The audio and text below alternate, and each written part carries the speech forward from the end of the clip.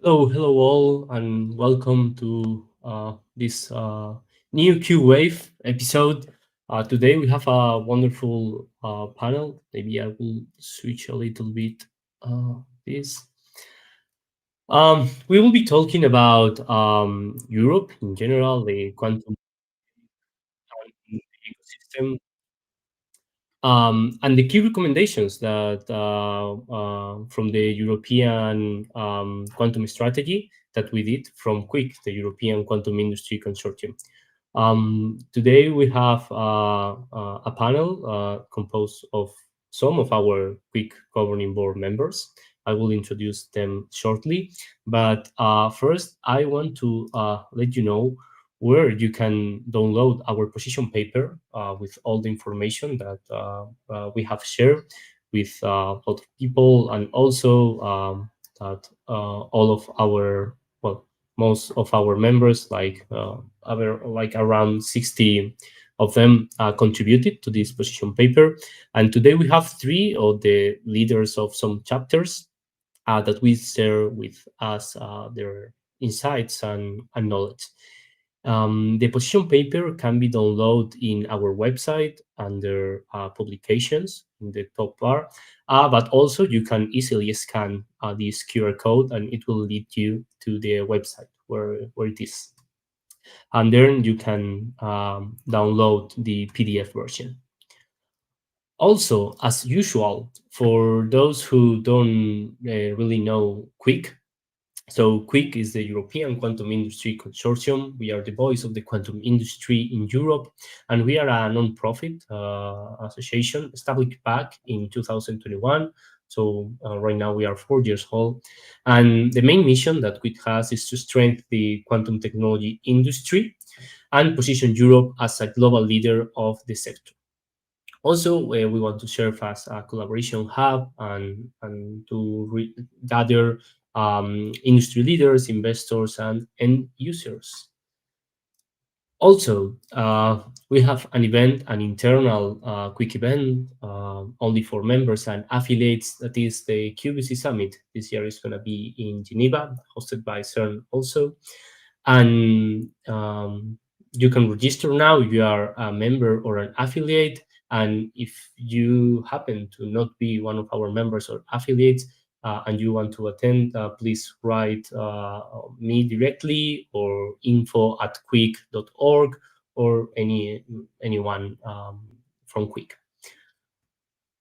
With this introduction, I want to thank all of the people who contributed to the position paper, but also Cécile, Robert, and Tanya for being here. And I'm going to introduce each of them right now so you can have a sense of what we'll be talking. So first, I have here Cécile. Cécile is Vice President of QuIC, and she helps to shape Europe quantum strategy across policy, IP, and industry collaboration. She's also Head of Innovation and Partnership at Alice & Bob. Alice & Bob is a Paris-based quantum computing company where she has secured over 25 million in public funding and built cross-sector partnership spanning quantum, high-performance computing, and semiconductors. A co-founding and board member of EdenTech, the company born from her research as an assistant professor at the University of Sheffield. She previously served as a scientific advisor to the major capital management, guiding deep tech investment strategies. And since 2018, she has also contributed to the European Innovation Council as evaluator and strategy advisor. She's a doctor, and she holds a PhD in biomedical engineer for the University of Florida and has authored more than 35 research papers. So, hi, Cécile. Happy to have you here. Thank you, David. Nice to be here. Let's follow with Tanya.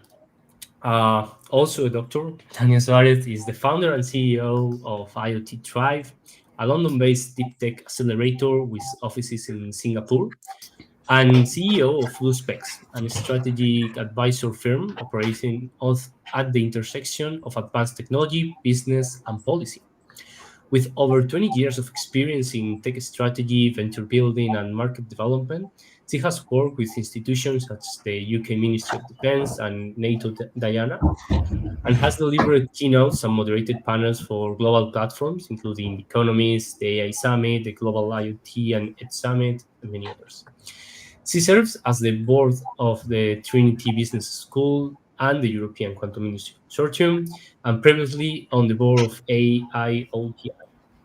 Since 2018, Suarez has been a jury member for the AIC, the European Innovation Council, and now also for the Scale Up, which co-invests in strategic technology ventures. Recognized as a World Economic Forum European digital leader, is also active in London, Quantum, and Spain. To hear you here, Tanya. Thank you very much, David. It's a pleasure to be here. And last but not least, we have Robert Harrison.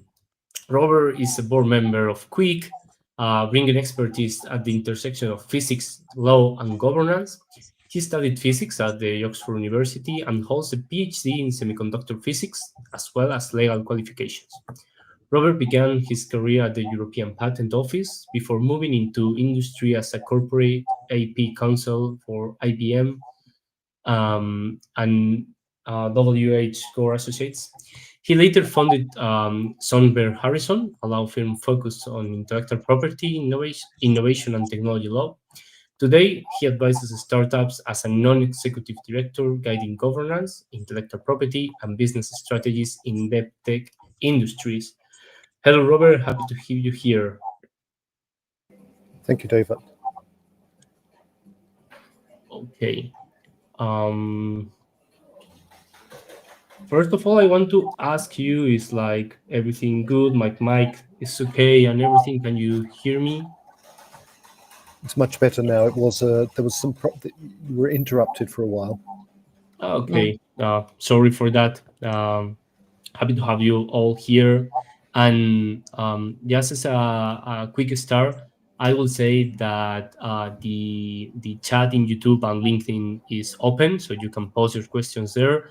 It depends on the flow of the conversation. We may have them jump in our conversation, or we will answer them at the very end of the panel.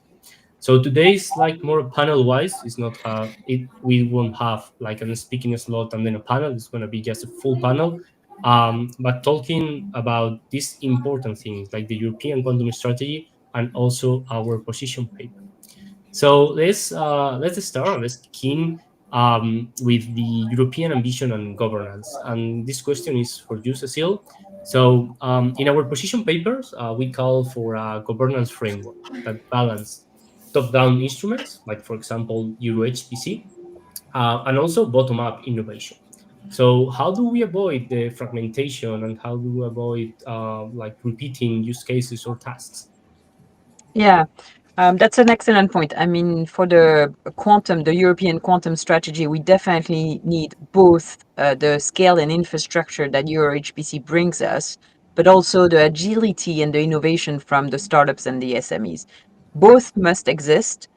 Both must be coordinated.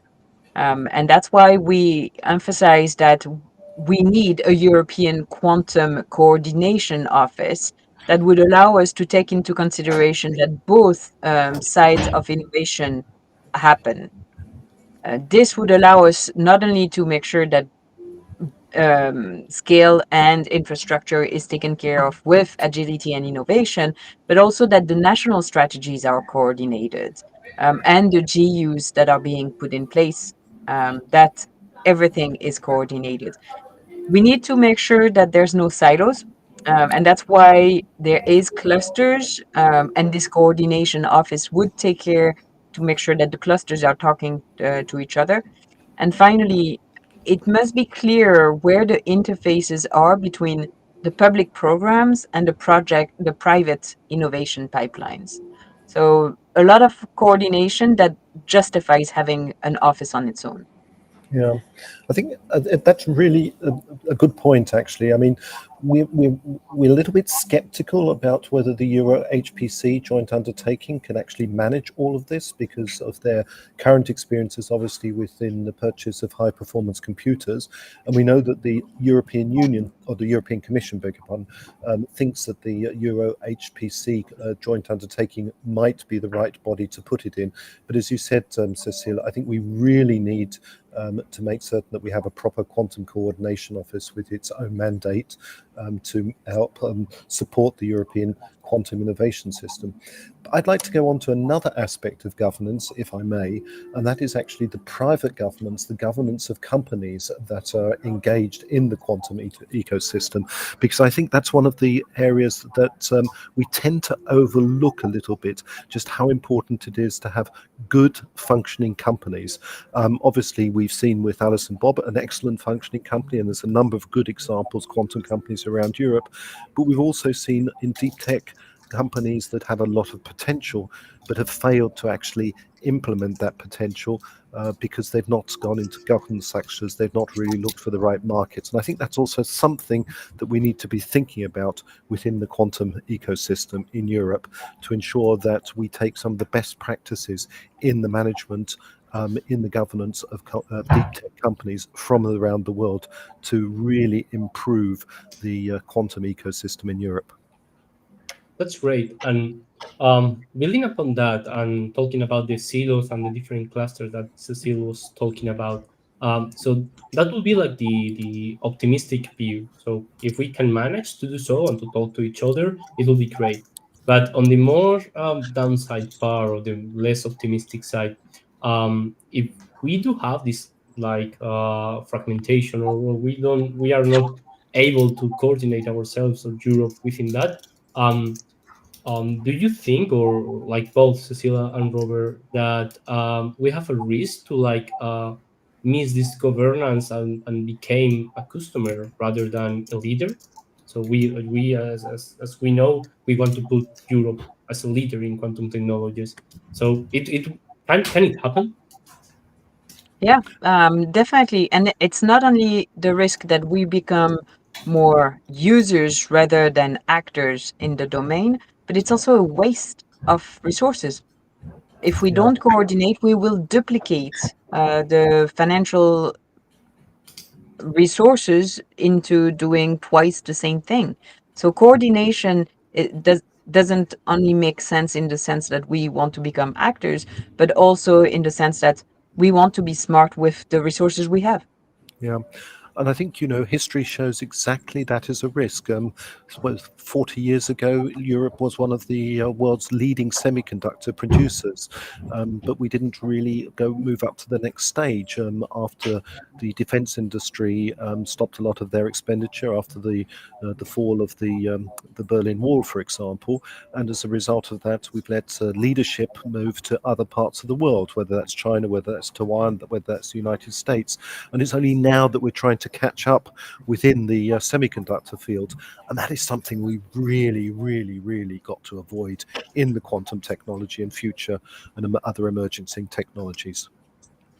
Yeah, and talking about the funding and the problem of dual funds and everything, and question for Tanya, because she has a lot of experience about building companies, startups from the very scratch. And question to you, how do we attract this funding, solve the problem of having double funding, and how does it look for the startups nowadays?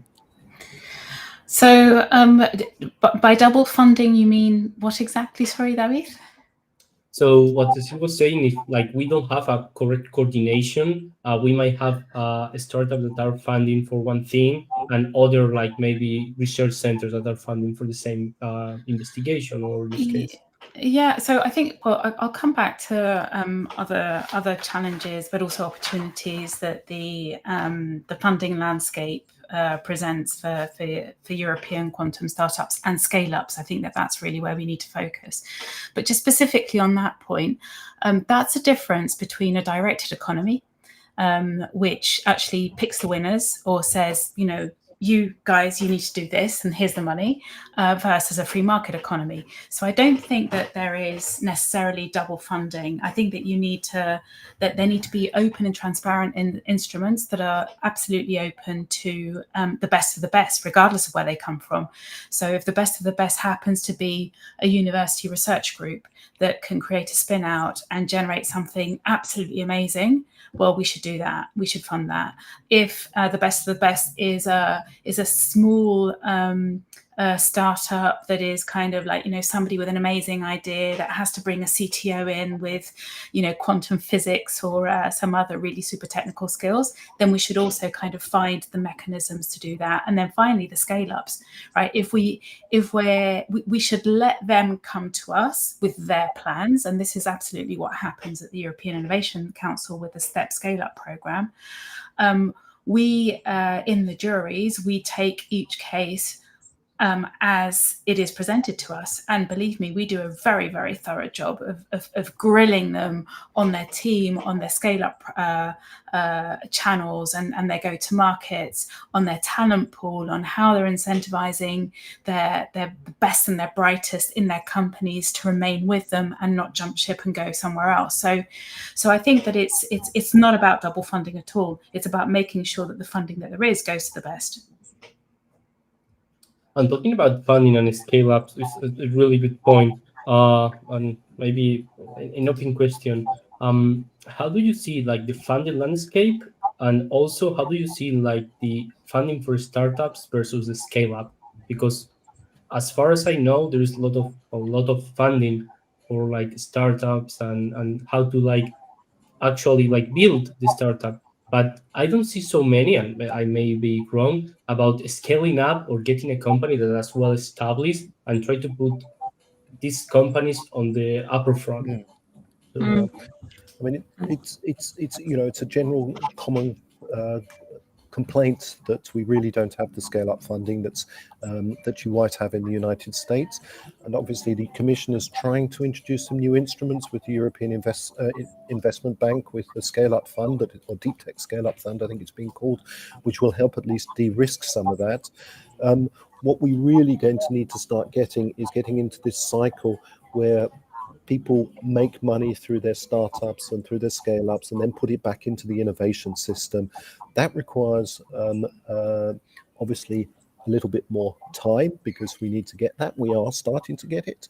What it also does require is some of the member states to think about their tax policies there, because there are certainly some member states that have very, very disadvantaged tax policies, which really don't allow founders to realize some of their profits and then put them back into new companies. I think that's one of the areas that we're going to need to be thinking about in the near future. But we also need to work out how we want to attract capital from outside Europe into the European ecosystem.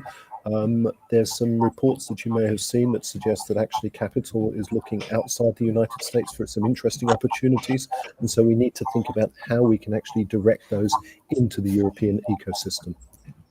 And if I can jump in also, the mechanisms that are available for the startups are not the same than the ones that the scale-ups need. Yeah. A startup is still developing its technology, so it makes sense to help it with research projects. A scale-up and start generating revenues. And what we're seeing is that we could put more effort in having public procurements put to the service of those scale-ups. And that way, it is not a research project. It is an order, a procurement. That's what those companies are going to be doing. And so it makes sense to fund them through the mechanism that makes sense for a company of this maturity. And innovation public procurements could be definitely optimized. It also makes sense in terms of the IP terms. You don't put the same IP terms on a research project than a public procurement. And this is a mechanism that's underused, I think, to support the scale-ups of Europe. But can I bring some data to that? Because Sure. I've just got some Deal Room data. So we've got a partnership with Deal Room, and they're actually really good in terms of the granularity of the information they provide. So if we look at 2025 to date, we've got 605 million invested in pre-seed, so rounds of up to $1 million. We've got 320, so 3.2. I think I'm reading this correct. So 3.2 billion in mega rounds. So no, that can't be right. It's 320 million. So yeah, depending on whether you use American billions or European billions. Yeah. But anyway, either way, it's a lot of money going into those mega rounds. The mega rounds, just to refresh everyone's memory, is rounds of 250 million plus. Yeah. And we've seen several of those already in 2025. So I think sometimes we kind of take we take things as given, and we need to go back to the data and question whether that is still the case.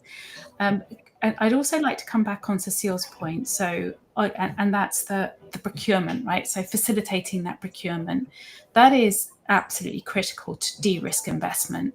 So what do investors not like? A company that's just been surviving on grants, unless they are a very early stage investor that has the technical ability to understand the potential of that technology. And we see several of those within our ecosystem. We've seen them in our NATO Diana accelerator, and they are going, excuse the pun, great guns in terms of growth. We've also just seen that actually in the early investors in Oxford Ionics, right? They've just been bought by IonQ for $1 billion. And that brings me, if I can just bring that to another point I want to make, which both Rob and Cécile touched on. What else is going to make that landscape dynamic? Exit routes. So investors do not want to be locked into a company without having a clear idea of when they are going to be able to exit that company. And if you think of funds very specifically, funds have an obligation, obviously, to return. So DPI is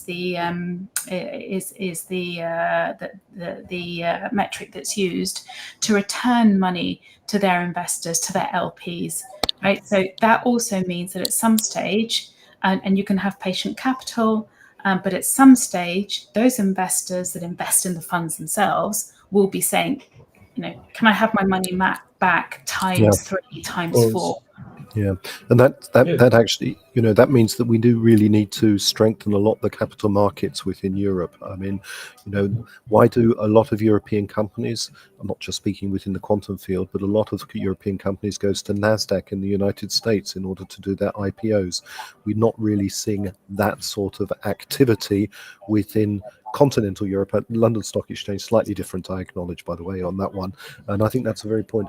I want to pick up one point about public procurement as well. And I think that's, that public procurement on the one hand can be incredibly advantageous, but I've also known that companies that have decided not to go down the public procurement route because of the expectation from the public authorities that they actually own the intellectual property at the end that is produced from some of these public procurement projects, and which would then restrict their further activities here. So the United States has been quite good actually within its public procurement, which is with what's called the Bayh-Dole Act, for example, some of you know, and similar sort of acts have actually meant that the companies retain ownership of the intellectual property, but the US federal government can actually have access to it fairly easily.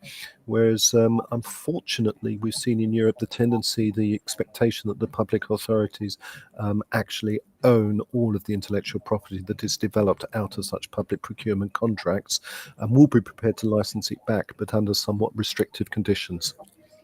Yeah, I have to say that we have the public procurement program over in France that was started before the famous DARPA QBI. So Proxima predated it, and the terms attached to it are very well adapted And so we can do it. We have examples in Europe that Yeah. we can do that. We do. That's exactly what I was going to say, that there is examples for public procurements that the IP is not owned by the public body.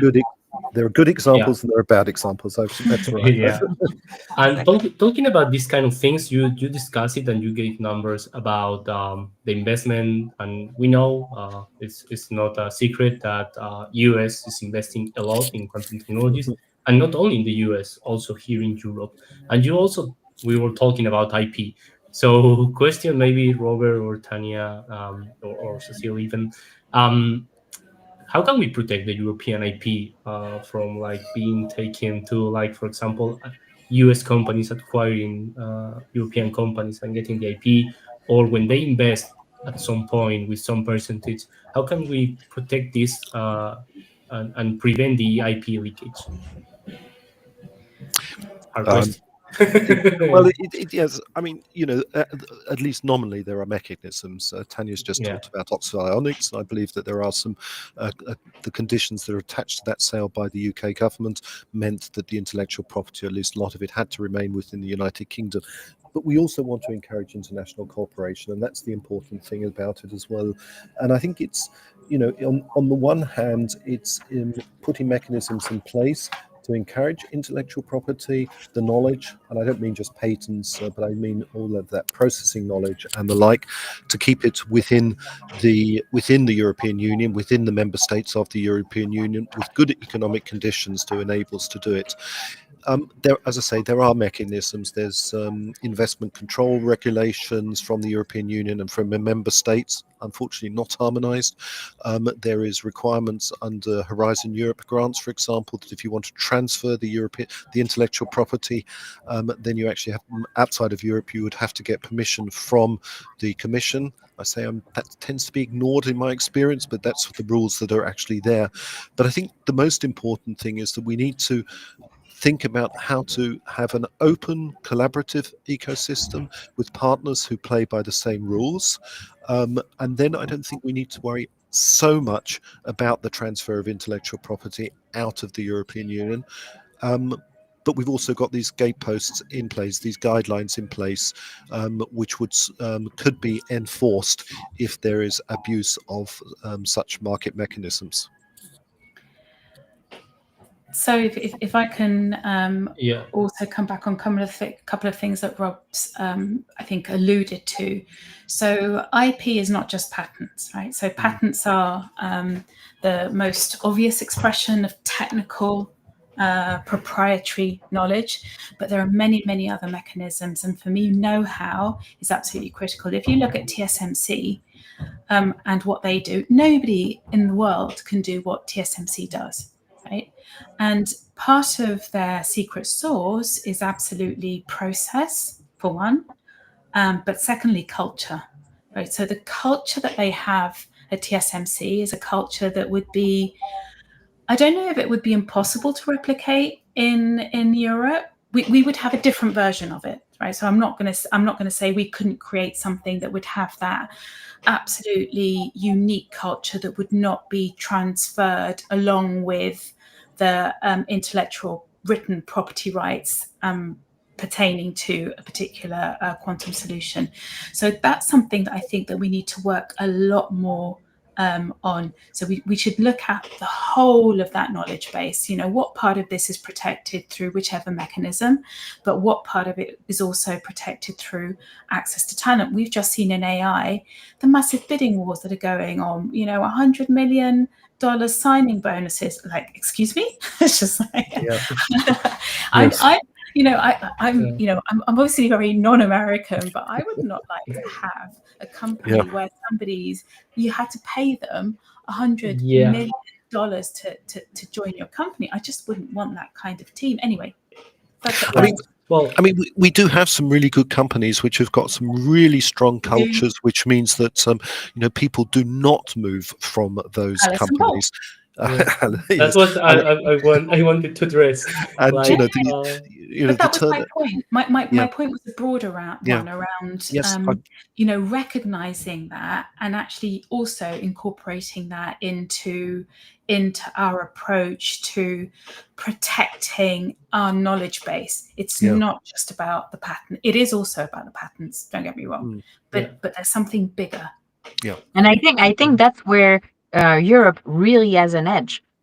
Quantum exists in Europe for a very long time. We have a lot of people that are excellent researchers, a lot of training centers that are excellent. Quantum has existed in Europe for longer. And so we benefit from a culture that, a quantum culture that has history, but also credibility in terms of size. And we've got the critical mass to do it. Yeah. So actually, I wanted to bring up that questions to Cécile, as she's working for one of the quantum computing companies in Europe, one of the good ones. And how do you we are talking about the skills, the talent. How do you first attract talent, and then when you have this talent, how do you keep the talent within the company?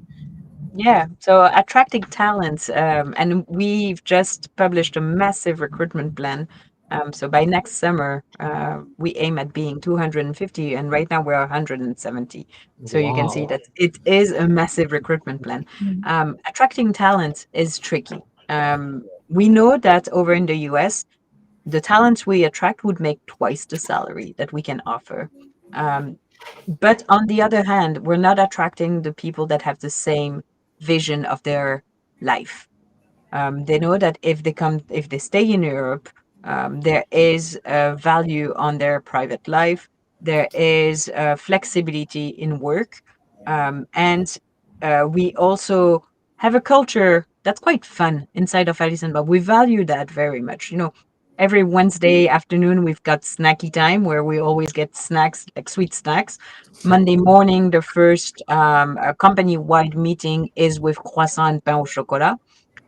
So we really nurture this idea that you're valued, and we nurture you.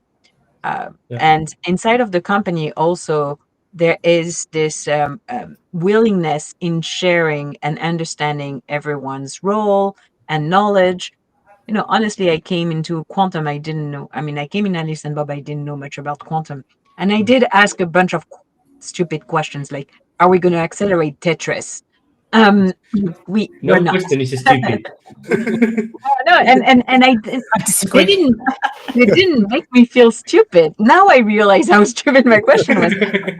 But, they were very keen and okay, no, we're not going to be able to accelerate Tetris because of this. And so there's this general culture that it's okay. It's okay. You're coming from outside. We're providing you knowledge. We've got libraries of videos, of presentations. You know where to get information. And so it takes a lot of work. Our HR team is really, really spending a lot of time. But we know that with culture, we can counterbalance salaries. Yeah. I have been in Alice in Bob offices, and I can tell that they have a really good time while they are actually working. Let's keep it that. But it's I have to say that Alice, it's absolutely true for Alice and Bob, but it's true of a lot of quantum companies in Europe. To Cécile's point, there is a quantum ecosystem that is very attractive for people that are looking for something that is not just. I mean, I'd also like to debunk this general idea that Americans work really hard and Europeans go off on holiday every 5 minutes, right? So I'm not going to go into what my holidays are like because that's probably not the norm. But my point is, once again, a broader one. So you can work hard and you can have a life, right? And this is the European thing. And then, of course, in both regions across the world, you have people who are, free riding, etc., and you have people that are absolutely 200% commit. But most of us, I think, are somewhere in the middle. We want to work hard. We want to be recognized for our achievements. We want to be supported. We want to have a personal life as well. And those things are compatible. Yeah, I think it's a matter of finding the middle point between you as a person and having personal life and everything, and the company letting you do so and recognize your job and your talent. And talking about that, and talking about the skills and getting people and everything, I want to ask maybe Robert, because he didn't have the chance to talk a little bit about the skills. What role should the startups and scale ups has about training people? Because like back in the days, these quantum things was more on research or more on the universities, but now we have a lot of companies that are actually working in a daily Yeah. basis. And Cécile addressed a really good point. She didn't have so much knowledge about the quantum part. So what is the role within like the scale ups and startups in actually training people who may or may have not so much knowledge in the quantum realm, but they have in other realms? Yeah, well, I mean, some of the quantum companies in Europe are doing massively good work with producing videos, with producing training plans, with producing documentation that everybody can actually look at. QControl, for example, out of Berlin, has got some fantastic stuff up on their website, and I know a few other companies have done it as well. What we also need to do is we really need to be getting into thinking about internships. Need to be thinking about apprenticeships. Now, I know that I know myself, you've got this intern working for you, and sometimes you need to talk to them, and sometimes you have work to do, and sometimes it's easier to do it yourself rather than giving it to an intern to do the work. But we have to acknowledge that as leaders within the quantum industry, we have a massive responsibility for bringing in, encouraging young talent. We need to go out into the universities, we need to go out into the high schools to encourage more young people to enter into the STEM community in general, the quantum community in particular, and also to explain to them, yes, AI is highly exciting, so you can all go off and do informatics degrees, but actually that's the combination of quantum technology and AI is even more exciting. And okay, you might not be making the biggest Tetris game, but you might be able to have superposed Tetris games, for example, or you may be able to have an infinite number of Tetris games running at the same time, one of which you will actually win, most of which you won't. Just moving. No, and I think that's one of the things that we need to do within the quantum industry. So as I do quite a lot of pro bono teaching, for example, about quantum technologies, about governance, about how we can actually commercialize, we can valorize the work that is actually being done throughout the research institutes. And it's really great to see these young people coming along, asking questions, thinking, I don't need to have the traditional academic career, become a junior professor, become a senior professor, head of department, and if I'm very lucky, and I might get a Nobel Prize, or at least some of the physics prizes around the place. No, I can have a really satisfying career, and sometimes I can stand both within academia and also within the commercial world. And I find personally that is much more exciting than just going for that traditional career path. Wow, really encouraging. So if someone is just listening to this and doesn't really know where to go, quantum is your way to go. And talking about adoption and cross paths and everything, and also getting back to the quantum competence clusters, there is in like an open question or an open issue about the standards. And I want to ask, if do you think that the accelerating of like the roadmap from the standards or having standards will help for the adoption of these technologies? This is an open question to all of you, because right now there is like different companies that have different language, not only programming language, like different language. They talk on a specific research basis. Do you think that one, standards will help them to like talk to each other, and second, how can we address this issue? So if maybe I start with that one. We're working with the Sure. European Commission and partners on something called INSTAR, which is to essentially boost European participation in standards for critical technologies, and one of the strands is quantum, but also to develop really strong relationships with international partners so we can find areas of common interest and promote that common interest at international level. And it's that international level that is really, really critical. So we need to work throughout the whole pipeline. So right at the early stages, you need to make sure that we have people, young people, who understand the role of standards and can get excited about standards, which I know sounds like a bit of a misnomer, but we need to instill that as Rob has just done. It's like this is really important for us, right? And get that into young people, and then from there, we need to be able to agree as a quantum community, whether it's sensing and very specific, cryptography standards, be working on those collaboratively, but also with international partners, so that they're not just agreed within European standards organizations, ETSI and CENELEC, but also more broadly by the IEC, by IEEE, those international standardization organizations, because ultimately they are going to be the ones that are going to be publishing the manuals that everyone goes to. Now, there's a parallel route, which is de facto standards, but they are parallel routes. So I'll pass over to the colleagues. Yeah, I think, and I think one of the other things as well is ensuring that smaller companies participate in the standards development route, because I think that's been one of the challenges, at least within the telecommunications industry, that there's been a lack of engagement by the SMEs within the telecommunications development of telecommunications standards. The result being that basically all of the intellectual property that you need to be able to communicate with telephones around the world is essentially owned by about half a dozen companies at the end of the day, and that's obviously a real challenge. When you're an SME, you're developing your technology, you're wondering about, where do I put my focus? I don't have enough people to do everything that I want, so shall I just continue developing my technology? And we don't have, at least from the younger people coming out of university, their lack of appreciation of the relevance of the standards is unfortunately quite high.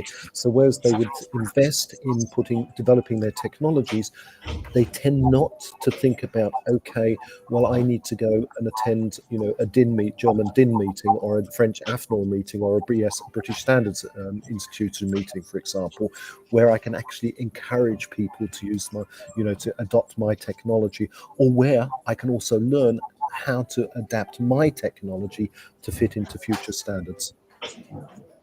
Yeah, what you're describing, Robert, is really, really what we're facing at the moment. We know that as a company, we should be more involved. We are involved. We try to follow up what's happening in the standards, but we have limited resource, and we know that the bigger ones over in the US have the possibility of putting a full-time person to follow those kind of things. So we're trying to coordinate in order that we get pinged only on the specific topics we can. I mean, to be fair, what we're facing a lot of time is they want us to be included in a lot of meetings, and a lot of the meetings do not require us. It's not relevant to our expertise. So we're trying to coordinate a little bit better so that we're pinged only when we can contribute really. And I think there is some work that could be done so that we limit the amount of involvement we need from the SMEs, so that they can only provide expertise when needed, really, when it's really, really critical. And this is something we're trying to build here in France, so that we can assign some time, but not be attending all of the meetings. Yeah, also the working group that QuiC has in standards might help towards that, because we want to gather all the information. We are the ones who are attending to the different forums, and then the working group should be a place in which we can coordinate each other and don't have to have all the resources from many members there. So I think that would be great, and please join the working group in standards. We are getting towards the end of this panel, and before we jump to the Q&A, if there is some questions, you can start putting them in the chat, and if not, it's okay. I'm gonna ask a question that I want all of you to answer. That maybe is a tricky question. that is like if you could only implement or to pick one of the recommendations or the priority actions that we had in the position paper to be delivered or to be done within the next 6 to 12 months, which one will be? I know which one I want. Well, Cécile, if you have it clear, let's go. So we know that the quantum computer that's going to be able to make the most impact is a fault-tolerant one. We know those are going to be super complicated to build. So we need a massive actions. Europe says that they want to have Europe ready for 100 logical qubit in 2030. Put a program where Europe buys one of those in 2030 and do it the same way that Proxima and QBI does. At the beginning, you have lots of different companies and you ask for their roadmaps. You have a go, no go for the next step and a go, no go for the next step. And you make a selection process, but you've committed to buying 100 logical qubits by 2030. It's going to be a massive program. It's going to be very expensive. You need to be able to make selections. You need to have your criteria of selections early on. But this is not impossible to build. And this is, again, it joins back to the public procurement. It joins back to the coordinations. You need to put those gates. And if people don't meet those gates, well, they're out. It's ambitious, but it matches the roadmap. Yeah. And it's a program, massive Yeah. program.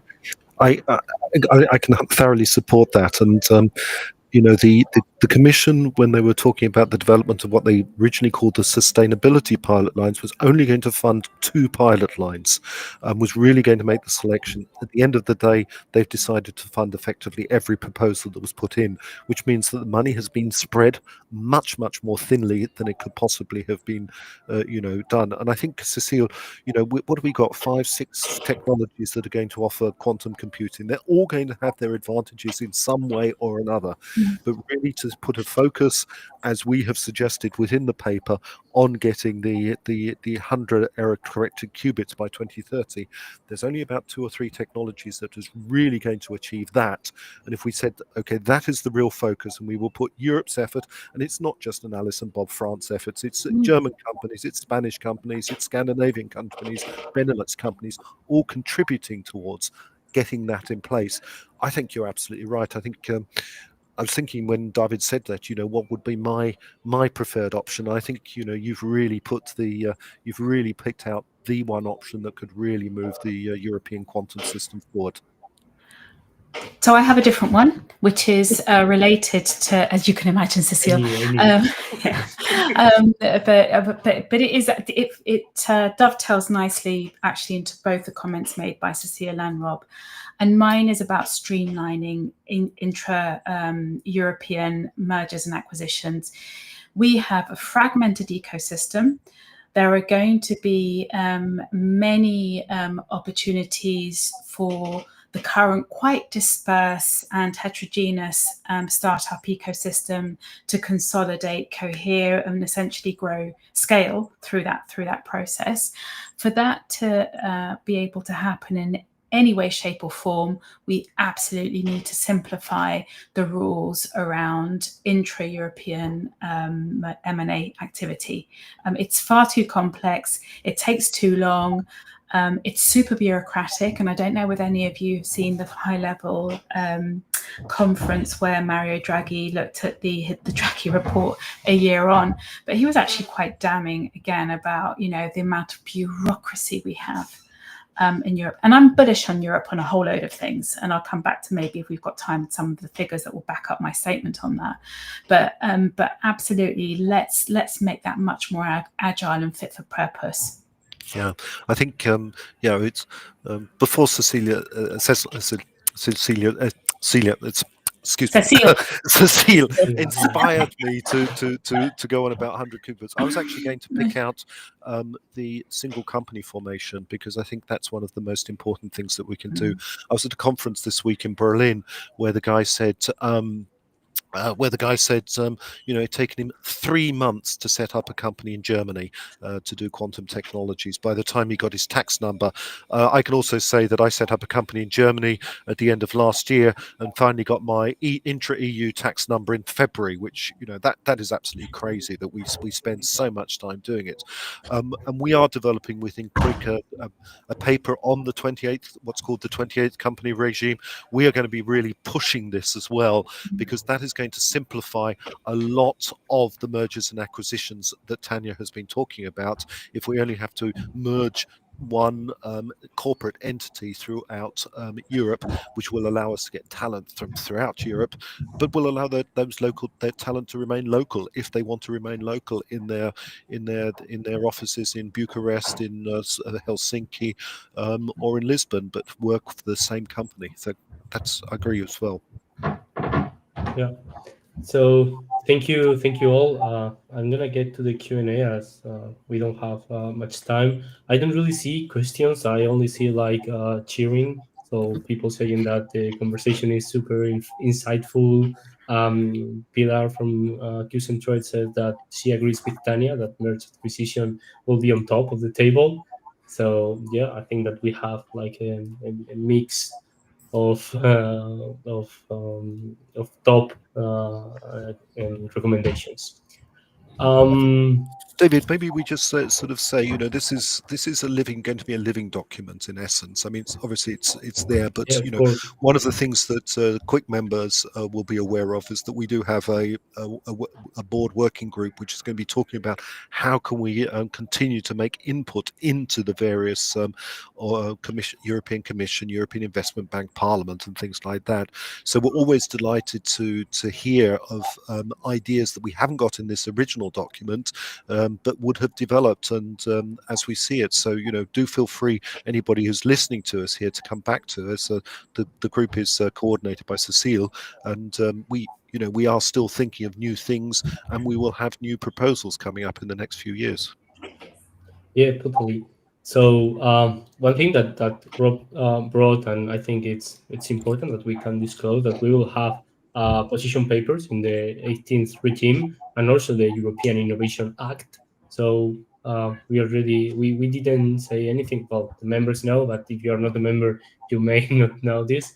But yeah, and we have a question for Philippe Rangier to Cécile. That Cécile, do you want a single winner in 2030? I guess that from Alice and Bob, maybe representing Alice and Bob, is a tough question, but Well, so I think it's not it's a very pragmatic kind of question in terms of how much money can the European Commission put on the table. I would understand that they don't want to bet in 2030 on a single type of technology, but we have to be very realistic. 100 logical qubits. Alice and Bob is the smallest machine, and it's 2,000 physical qubits. That's still a lot of equipment. If you look at the control electronics attached to it, just buying the single pieces of equipment brings you in very, very high numbers. So if Europe can and wants to dedicate more money, I would encourage them to choose more than one winner.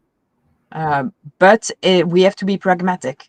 We are in a very complicated situation at the moment. I could see why they could not afford to have more than one winner. yeah. So he added an annex to his question that is maybe different winners with different methods or purpose. I agree with the different methods of purpose one. I think it's important. I think, I don't know if it was you or Robert who said that it's important to have different machines for different purpose. But again, it's a question for you. Yeah, it's just it's a pragmatic approach. We cannot, those machines, the 100 logical qubit machines, they're going to be expensive. So we can't go the route that Robert was saying, oh, we're going to be maintaining all of those technologies, because realistically, Europe will not be able to have 6 different 100 logical qubit machines. They are going to have to make a selections at one point. How much money do they have will decide on how many machines they can have. Yeah. And, Yeah. and you So- don't want to put all of your eggs into one basket, as the saying goes, because I mean that has been tried over the years, and if we go back to classical computing systems, I mean, the French government tried with what was it, Honeywell Bull, if I remember rightly. The German government tried it with Siemens, the British government with ICL. Okay, there are still, some of that technology is still around, but quite frankly, none of them at the end of the day have been world winners, possible exception with ICL, which was taken over by Fujitsu. So that I think that we do need to focus, but we can't just restrict ourselves to one technology. Yeah, but that's what I'm not arguing. I'm not saying make the selection now. Let's do a funnel. Yeah, we can funnel as we go. Yeah. As we have Philippe so engaged, I want to have his questions. So, and this is an open question, not just for Cécile. So, do you think that fault-tolerant quantum computing is the only way? So maybe if I just have a very brief view on that. So I was actually just going to say, shouldn't we also question whether the target of 100 logical qubits is the right target?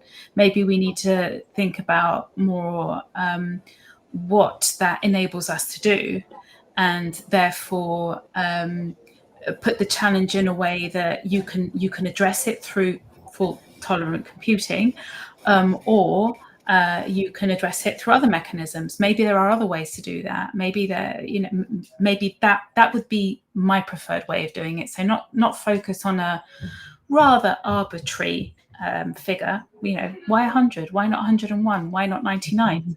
That's true. That makes complete sense. I completely agree. The reason why I'm talking about fault-tolerant quantum computing is because the first algorithms that we're going to be able to run have been estimated today to require 100 logical qubits. Yeah. We could totally go with, you need a machine that is able to solve one use case, one specific use case. But the reason why I talk about FTQC is because we know that the most impactful algorithms in the longer run require an error rate that requires error corrections, and that's a fault-tolerant quantum computer. So we know that we need to have some kind of error corrections, then you fall into the fault-tolerant way. But I could totally see that in 2030, we need a machine that is able to solve this algorithm. And we also need other targets as well we need to think about. I mean, we also know there's going to be real problems with cryptography, for example. So we really need to start making certain we get adoption of post-quantum cryptography. We haven't even talked about sensing, for example. Are we able to produce a non-GPS sensing device by 2030? I don't think so, but 2035 might be a reasonable target on that. We do have some already. We've got QuIC that are doing that for defense. So there's a lot of stuff, I think, going under the radar. Totally. Again, coming back to the bullish on Europe bit. Yeah. So thank you all. We've run out of time. Thank you all of you for being here and being such a great panel. It's easy when you know the people and they are part from the governing board and everything. So again, thank you so much for your engagement, your involvement in the different QuIC activities. And with that, I just want to say that follow us in the different channels in LinkedIn, in YouTube, like this video, like try to be engaged with the things that we are doing so we can have more of this. Thank you again, and let's see you in the next QWave. Bye. Thank you.